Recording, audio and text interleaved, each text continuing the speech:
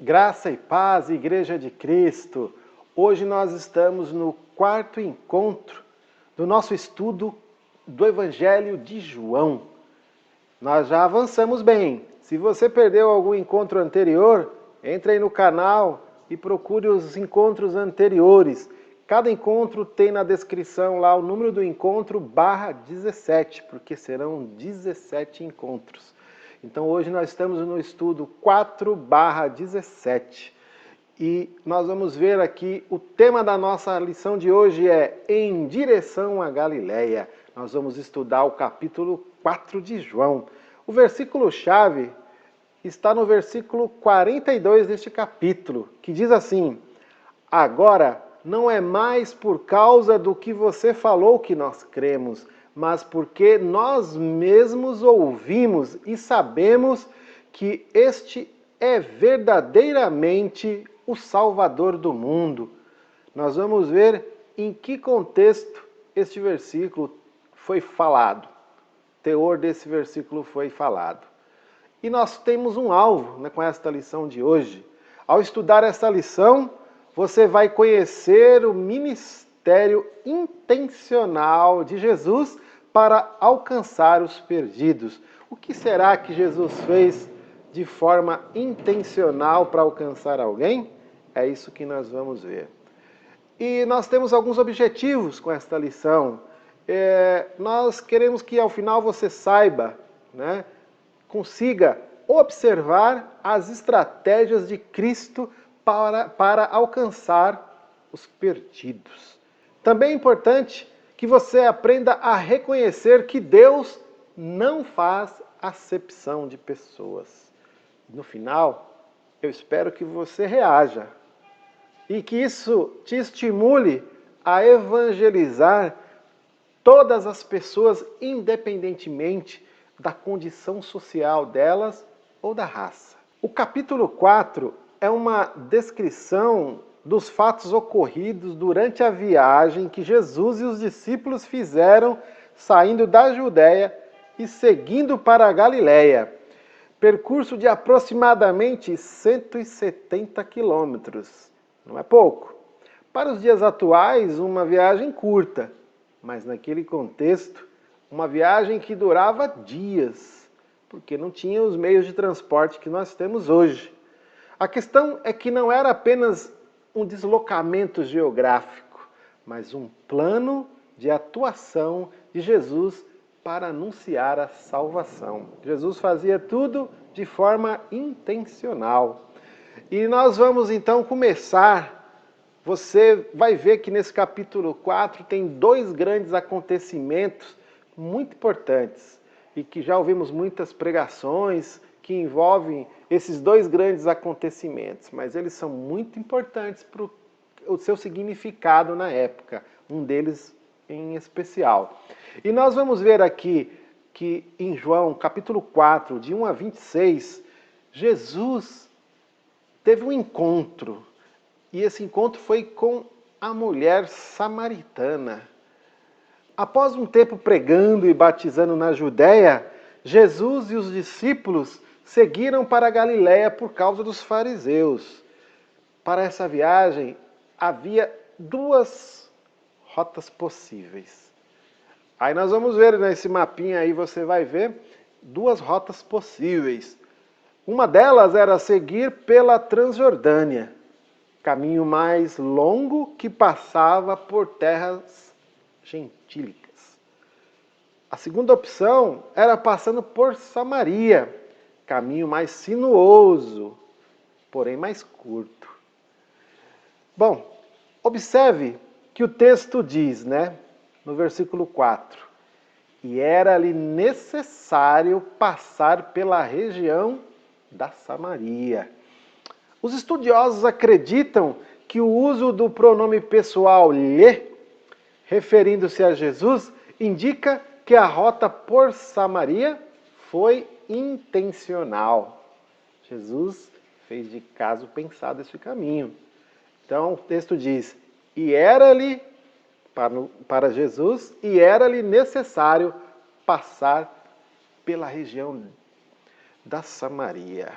Por que será que era necessário ele passar pela Samaria, por essa cidade. Jesus já começa quebrando paradigmas, padrões, né?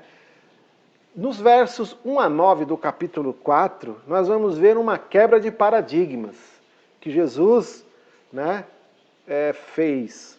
Precisamos entender algumas coisas até para compreender melhor a quebra deste paradigma. No contexto do Antigo Testamento, Samaria era a capital do Reino do Norte. Quando o reino de Israel foi dividido em dois, ficou o Reino do Norte e o Reino do Sul. E Samaria passou a ser a capital do Reino do Norte. Durante o período do cativeiro assírio, houve miscigenação dos judeus do Reino do Norte com os estrangeiros daquela região. Aí você pode conferir isso depois lá em 2 Reis, capítulo 17, dos versos 24 a 41. A partir de então, os samaritanos passaram a ser considerados como rebeldes políticos, impuros etnicamente e diante da religião judaica. Por causa disso, eram proibidos de cultuar no templo judaico. Assim, então, construíram seu próprio templo no Monte Gerizim. Isso tudo você vai ver lá no período dessa divisão do reino de Israel, e houve toda aí uma problemática que gerou essa dificuldade de relacionamento entre os judeus e os samaritanos, que passaram aí a ser essas pessoas que os judeus desprezavam. Estando cansado da viagem, por volta do meio-dia, assim mais ou menos, Jesus se sentou perto de um poço. Você vai ver isso no verso 6 aí do capítulo 4. Naquele momento, aproximou-se uma mulher samaritana e ouviu de Jesus. Jesus falou para ela: dê-me um pouco de água. Os discípulos, nesse momento, não estavam com Jesus. Eles tinham ido à cidade. Você vê isso no verso 8. A mulher, então, ficou surpresa e perguntou: como, sendo o Senhor um judeu, pede água a mim, que sou mulher samaritana? Jesus estava rompendo paradigmas. Não era costume um judeu conversar com uma mulher, muito menos, então, uma samaritana. Destaquemos o fato de que ela ir buscar água ao meio-dia. É importante você se ater a esse detalhe, a essa sutileza do texto. Isso revelou que esta mulher era isolada das demais mulheres, provavelmente por causa dos muitos maridos que tivera. Versos 17 a 18 fala sobre isso. A maioria das mulheres costumava buscar água em horários de menor calor. E ela foi no horário que as mulheres não estariam lá, então ela estava, de certa maneira, sozinha naquele lugar. E Jesus chegou exatamente neste momento em que ela estava lá sozinha e foi buscar água. E começa um diálogo com ela. E aí Jesus começa, então, após romper um paradigma, ele começa agora a transmitir a sua mensagem de salvação. Lembra que ele fez de forma intencional essa passagem por esse lugar para encontrar esta mulher? Na verdade, a partir dessa mulher, ele tinha outras intenções também, que nós vamos ver mais à frente. Então aqui temos um dos cenários mais fascinantes da história. Jesus, sendo judeu, falando de si para uma mulher samaritana. No início, ele provoca uma reflexão sobre sua identidade e autoridade. Ele fala assim: se você conhecesse o dom de Deus e quem é que está ali pedindo água para beber, você pediria e ele lhe daria água viva. Verso 10. Mas o que era água viva para aquela mulher? A mulher não entendeu porque na época chamavam água corrente, lençóis de água viva. ela só conseguia enxergar os suprimentos desse mundo. Quando Jesus falou de suprimentos espirituais, ela não entendeu nada. Então, Jesus contrapôs o significado da água deste mundo com a água espiritual. Falou da água da vida, com a qual ninguém mais terá sede se beber dessa água. A ideia é que em Cristo somos totalmente satisfeitos e por isso toda angústia, toda sede é eliminada. Agora, observe que a mulher insistiu em pedir algo terreno para Jesus. Veja no verso 15. Havia outras duas fontes mais próximas, porém ela foi na que ficava mais longe. Seu desejo era que Cristo provesse água terrena suficiente para não mais precisar voltar a nenhum poço e, com isso, isolar-se ainda mais. É como se ela quisesse uma água encanada na sua casa nos nossos dias, não precisar mais ir buscar água naquele poço distante, naquele horário diferente, naquele calor. Jesus, então, continuou provocando reflexão na mulher ao perguntar sobre seu marido. Veja no verso 16. A questão é que ela buscava satisfação em amantes. Ela não tinha marido. Jesus apresentou o conhecimento sobrenatural das coisas e revelou a condição da vida dela. Somente nesse momento vemos lampejos de compreensão espiritual por parte da mulher. Aí no verso 19 ela diz assim: agora eu sei que o Senhor é um profeta. Interessante que Jesus revela toda a condição de vida dela, mas você não vê nenhum tipo de acusação, de discriminação. Pelo contrário, ele foi ao encontro desta mulher para tratar com ela, para dar algo a ela que mudasse a sua vida e que trouxesse paz ao seu espírito, que saciasse a sua sede existencial. Jesus sabia o que estava fazendo. E aí Jesus começa um diálogo com ela e que vai falar sobre a verdadeira adoração. E ele vai apresentar para ela o significado de adoração. Isso você vai ver dos versos 20 a 26 do capítulo 4. A mulher, então, mudou totalmente de assunto, pois não queria falar da sua vida. Ela estava fugindo do assunto. Ela estava percebendo que Jesus estava chegando no ponto central do seu problema. Porém, ela revelou interesse em conversar um pouco mais com Jesus. Questionou sobre o lugar de adoração, no Monte Gerizim, em Siquém, ou no Monte Sião, em Jerusalém? Jesus deixou fluir o seu raciocínio, acompanhou, pois ele estava vendo ali uma oportunidade de apresentar um ensino para ela. A resposta de Jesus, então, revela que a adoração verdadeira ocorre somente nele, que a salvação vem por meio dele. E o modo da adoração exige autenticidade por parte de quem adora. Os samaritanos tinham esperança messiânica. Então, o pronunciamento aconteceu. Eu sou o Messias, eu que estou falando com você. Jesus se revelou como o Messias que os samaritanos também esperavam. Você vê isso no verso 26. E esse encontro com esta mulher começa agora a ter outros desdobramentos. E os discípulos voltam. E quando eles chegam, eles estranham a conversa entre Jesus e a mulher, conforme aquele costume todo que eu já falei. Porém, não evidenciavam, eles não perceberam nenhum preconceito da parte de Jesus em relação à mulher.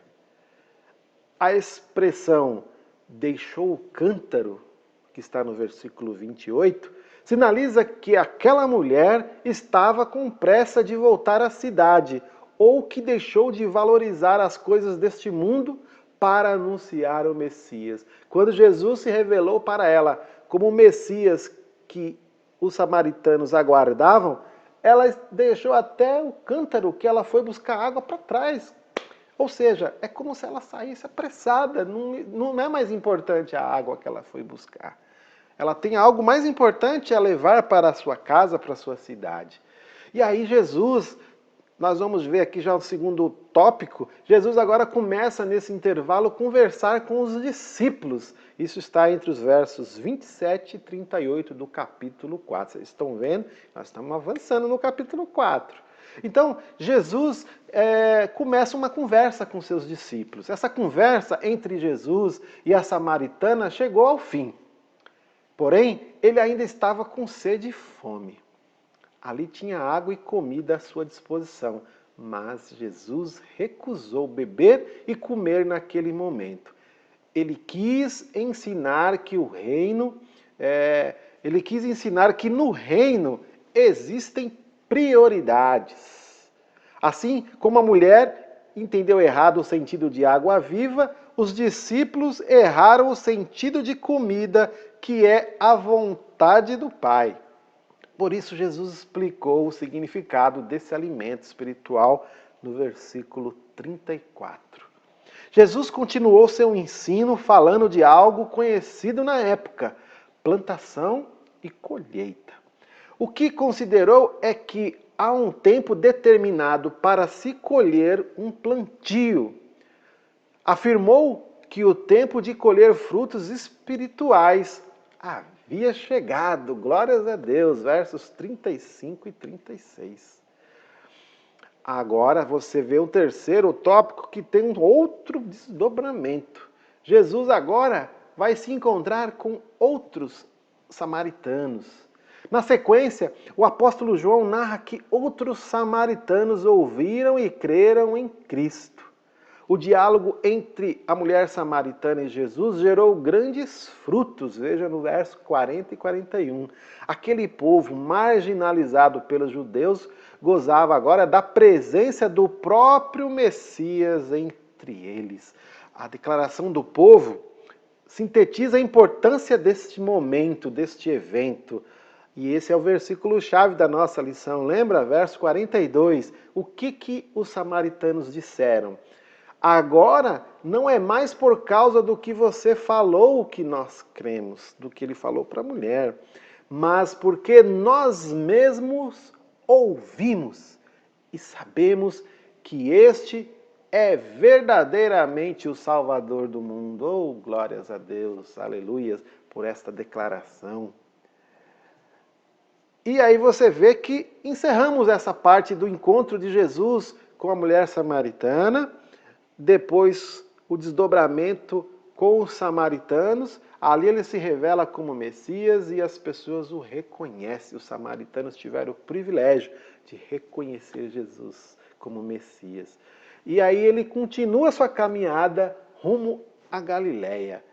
Na nossa lição 2, quando nós falamos do primeiro milagre de Jesus lá na Galileia, que ele transforma a água em vinho, de lá depois nós vemos no texto que ele sai, vai para Cafarnaum, aí ele faz várias outras coisas, e agora ele está voltando para aquele mesmo lugar, a Galileia. E essa jornada está acontecendo. E nesta jornada, Jesus passou como intencionalmente por Samaria, não era um caminho que seria lógico, mas Jesus passou lá intencionalmente para ter esse encontro com a mulher samaritana e com os samaritanos, dentro de tudo que já foi falado.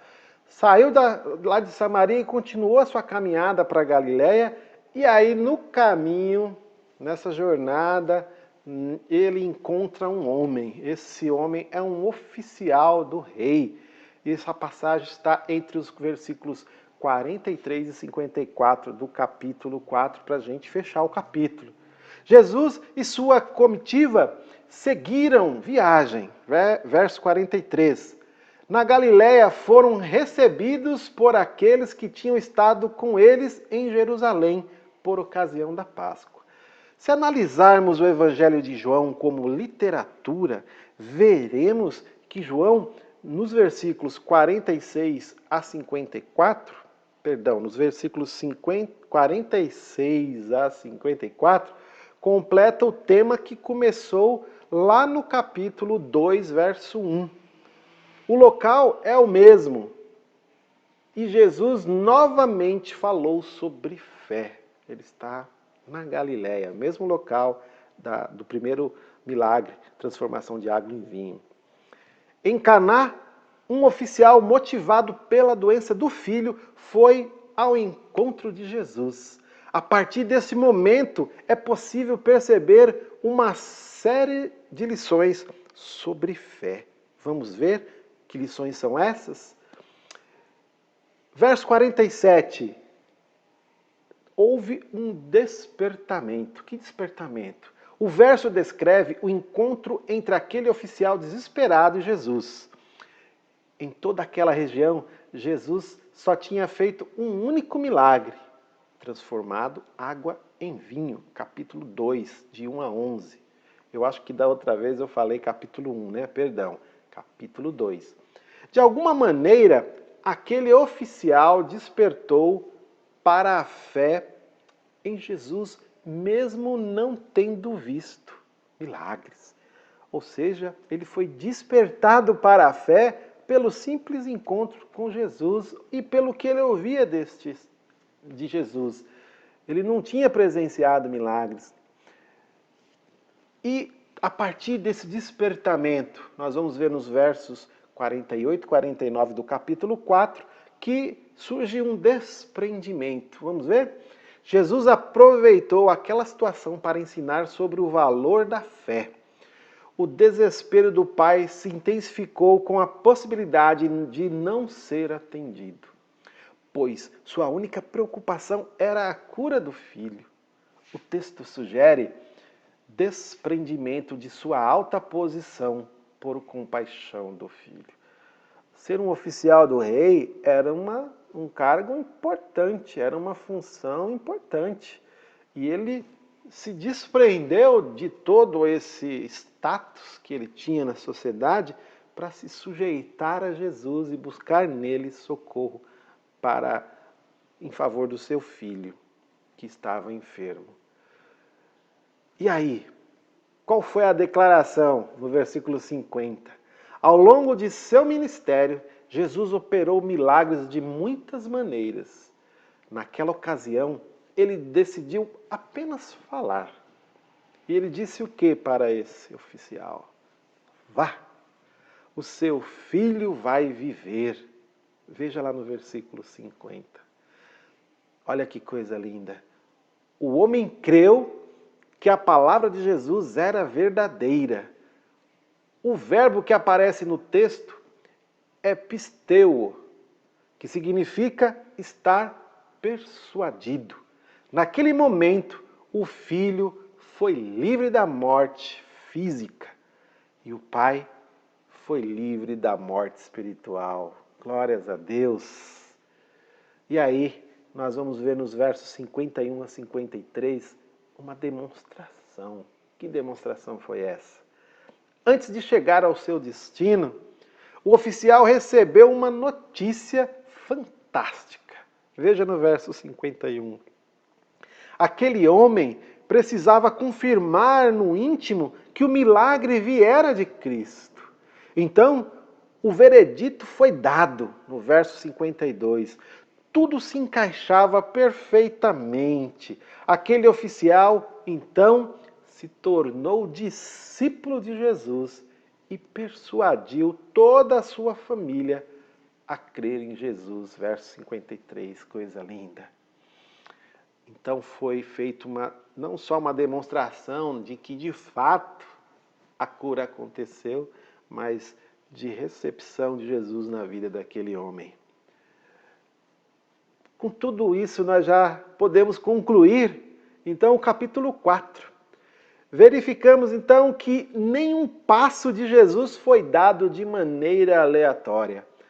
Os samaritanos e a família do oficial do rei foram alcançados por Jesus por causa da sua estratégia ao longo do percurso.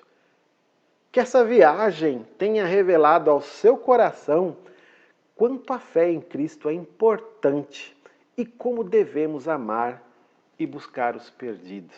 Devemos seguir o exemplo de Jesus e intencionalmente criar oportunidades para levar a mensagem de salvação aos perdidos, deixando de lado toda forma de discriminação, preconceito, pois todos estamos sujeitos a receber esse amor e nós um dia fomos alcançados e agora nós precisamos alcançar outras vidas para Cristo. Que esta aula de hoje tenha falado ao seu coração e eu espero que você tenha sido impactado e não deixe de seguir conosco nos próximos encontros.